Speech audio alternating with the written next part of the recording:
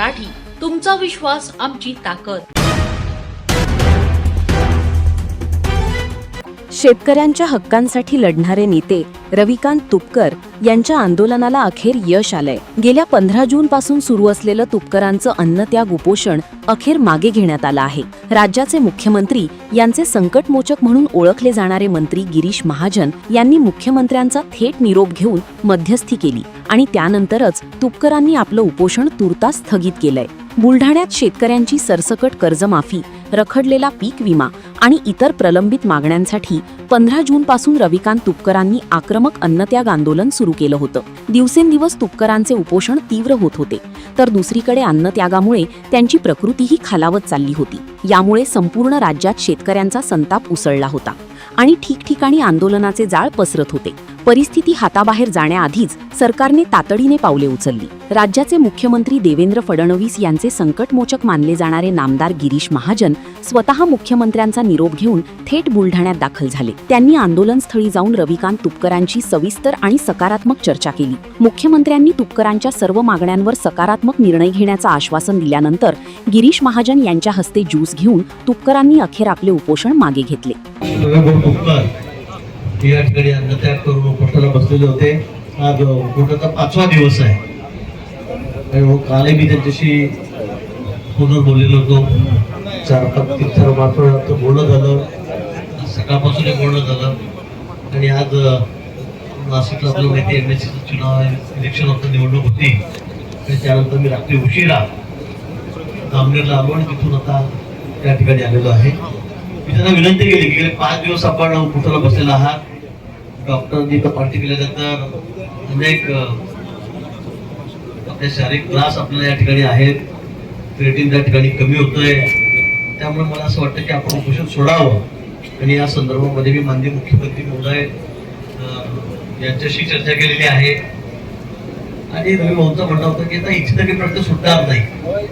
मी त्यांना म्हटलं की आपण मुंबईलाच या आपलं प्रतिनिधी मंडळ घेऊन आणि त्या ठिकाणी माननीय मुख्यमंत्री महोदयांच्या अध्यक्षतेने एक बैठक करून संबंधित अधिकारी त्या ठिकाणी राहतील आणि त्या संदर्भामध्ये आपण ज्या मागण्या आहेत त्या आपण तिथे ठेवाव्यात, मांडाव्यात आणि त्या ठिकाणी पण माननीय मुख्यमंत्री महोदय आहेत, आमचे मित्रांचे सीईओ आहेत प्रवीण परदेशी, त्या समितीचे अध्यक्ष होते ते असतील, मोठे सेक्रेटरी असतील, मग रेव्हेन्यूचे असतील, कृषी खात्याचे असतील, फायनान्सचे असतील, प्लॅनिंगचे असतील, हे सगळे सेक्रेटरी त्या ठिकाणी असतील, वरिष्ठ अधिकारी, आणि त्यांच्यासोबत बसून आपण आपल्या मागण्या ठिकाणी मांडूया।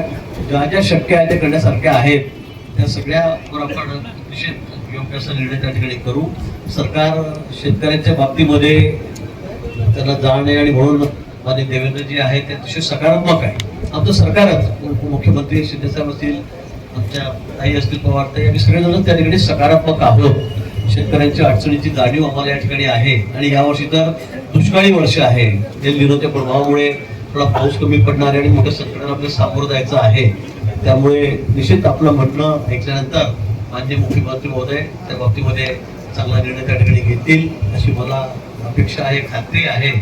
म्हणून मी रवी भाऊंना आता विनंती केलेली आहे आणि आमच्या विनंतीला मान देऊन त्यांनी आताच उपोषण सोडलेलं आहे, त्याबद्दल मी त्याच्या ठिकाणी आभार मानतो। आणि या आठवडाभरामध्ये म्हणजे 4-5 दिवसामध्ये, उद्या शनिवार रविवार आहे, येणाऱ्यानंतर 4-5 पहिल्याच आठवड्यामध्ये, कारण आता अधिवेशन आहे आपल्याला कल्पना आहे आणि त्यातून तास 1.5 तास वेळ काढावा लागेल आपल्याला आणि या ठिकाणी वेळ काढून माननीय मुख्यमंत्री महोदयांची वेळ बैठकी जी मी त्या ठिकाणी घेतो, आपण आपले 7-8 लोक सोबत घेऊन आपल्या टीम मधले आपण त्या ठिकाणी यावं आणि निश्चित आपण चांगली चर्चा त्या ठिकाणी करू आणि यातून शेतकऱ्यांना निश्चित काय काय अजून देता येईल, तुमच्या मते काय कमी आहे, जास्त सगळ्याच बाबतीमध्ये असेल, आपल्या 25-27 मागण्या या ठिकाणी आहेत। मला वाटतं सकारात्मक आपण त्या ठिकाणी चर्चा करूया आणि योग्य निर्णय त्या ठिकाणी करू। रवी भाऊ, आपण या ठिकाणी आमच्या विनंतीला मान देऊन उपोषण सोडलं त्याबद्दल आम्ही आपले आभारी आहोत। 5 दिवसापासून महाराष्ट्रातल्या शेतकऱ्यांना सरसकट विनाशर्त विनाअट कर्जमाफी मिळावी आणि 2024-25चा हक्काचा पीक विमा मिळावा यासह अजून 23 मागण्या घेऊन मी अन्नत्याग आंदोलनाला बसलेलो होतो। आज 5व्या दिवशी माननीय मुख्यमंत्री देवेंद्रजी फडणवीस यांच्या वतीनं जलसंपदा मंत्री गिरीश भाऊ महाजन या उपोषण मंडपाला भेट द्यायला आले त्यांनी आमच्या सगळ्या मागण्या समजून घेतल्या आणि येणाऱ्या 4 दिवसामध्ये माननीय मुख्यमंत्री आणि कर्जमाफीची समिती आणि निकष बदलणारी जी समिती आहे अशा दोन्ही समित्यांबरोबर आणि मुख्यमंत्र्यांबरोबर सविस्तर बैठक करू आणि चर्चा करून त्यातून मार्ग काढू असा शब्द त्यांनी दिलेला आहे. आम्ही 4-5 दिवस सरकारची वाट बघू. अन्नत्याग आंदोलन गिरीश भाऊंच्या आणि सरकारच्या विनंतीवरून आज मी स्थगित केलेलं आहे आणि 4-5 दिवसाची सरकारला आम्ही मुदत देऊ. बैठक होऊन काय मार्ग निघतो, 4-5 दिवसात मार्ग निघाला नाही किंवा सकारात्मक चर्चा झाली नाही तर अन्नत्याग नाही पण लोकशाही मार्गाने महाराष्ट्राच्या कानाकोपऱ्यात आमची आंदोलनं सुरूच राहतील. आम्ही थांबणार नाही. लढाई संपलेली नाही, लढाई जारी रहेगी.